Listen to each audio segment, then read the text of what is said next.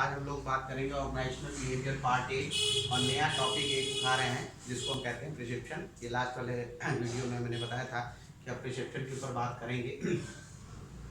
तो प्रिसेप्शन क्या होता है, बड़ा इंपॉर्टेंट चीज़ है और आज के समय तो बहुत ज़्यादा यूजफुल है। देखिए, आप चीज़ों को किस एंगल से देखते हैं, ठीक है। अगर आप ये देखते हैं कि वर्ल्ड में अच्छे भी लोग हैं, बुरे भी लोग हैं, तो आपको ऐसा नजर आएगा। अगर आपको लगेगा कि सिर्फ बुरे लोग हैं तो सिर्फ बुरा नजर आएगा, ठीक है। तो प्रिसेप्शन इसी चीज के लिए लिखा हुआ है कि क्या प्रिसीव करते हैं, अपने जो सेंस ऑर्गन्स हैं उनके थ्रू हम क्या चीज को प्रिसीव करते हैं, ठीक। जैसे लिखा है, it is the process of attaining awareness और understanding of the environment by organising and interpreting sensory information. जो भी आपको सेंस ऑर्गन के थ्रू, जैसे लिखा ना, seeing, hearing, feeling, testing, smelling, इनके थ्रू इन्वायरमेंट्स के बारे में आपके दिमाग को सोचते हुए किसी चीज के बारे में क्या समझ में आ रहा है, वो प्रिसेप्शन है। हो सकता है वो सही भी हो और हो सकता है कि वो गलत भी हो, ठीक है। तो इस चीज को अपने दिमाग में रखना है। अब जैसे लिखा है, it include all those process by which an individual receive information. किस तरह से इंफॉर्मेशन रिसीव करता है, about his information, seeing, hearing, feeling, testing, smelling, और आपके दिमाग से आपने क्या सोचा, ठीक है।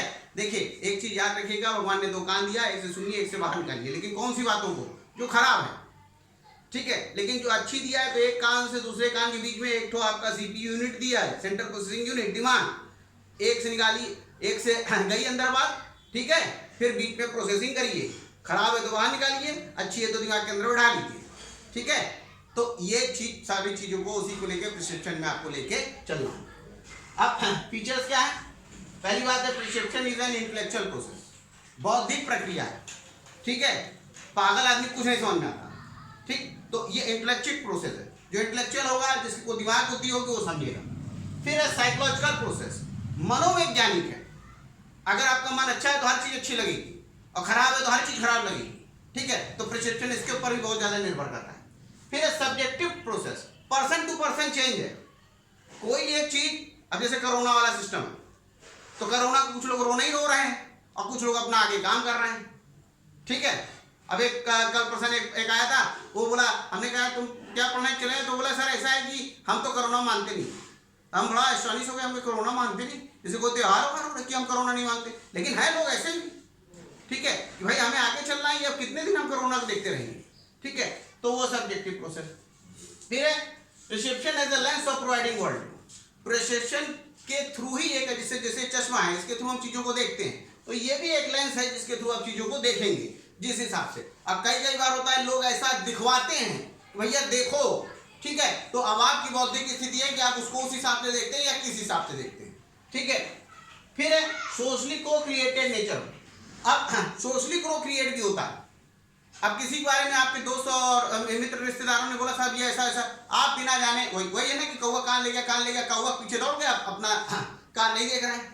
तो कभी कभी ऐसा भी हो सकता है। तो प्रिसेप्शन में ये सारी चीजें। फिर cultural influence, nature of influence, कई बार कल्चर से भी इन्फ्लुएंस होता है प्रिसेप्शन। अब देखिए, आप पंजाबियों को देखिए, कभी भीख नहीं मांगना, चाहे गर्दन कटा दो, ठीक है। ये देखिए, वो उनका नेचर एकदम अलग है सिस्टम, ठीक। और बाकी हर जात का आदमी आपको भीख मांगते नजर आ जाएगा। कल्चरली इन्फ्लुएंस है प्रिसेप्शन, उनका प्रिसेप्शन बड़ा था खास मामले में, ठीक है। फिर self fulfilling nature of perception, फिर आपको फुलफिल करने का सारा सिस्टम प्रिसेप्शन के थ्रू है। तो अभी हमने प्रिसेप्शन क्या था, उसका फीचर्स क्या था, ये समझा। अब इसके आगे मैं अपने आगे इसकी बात इसमें नेक्स्ट वीडियो में मैं करूंगा। Okay, thank you.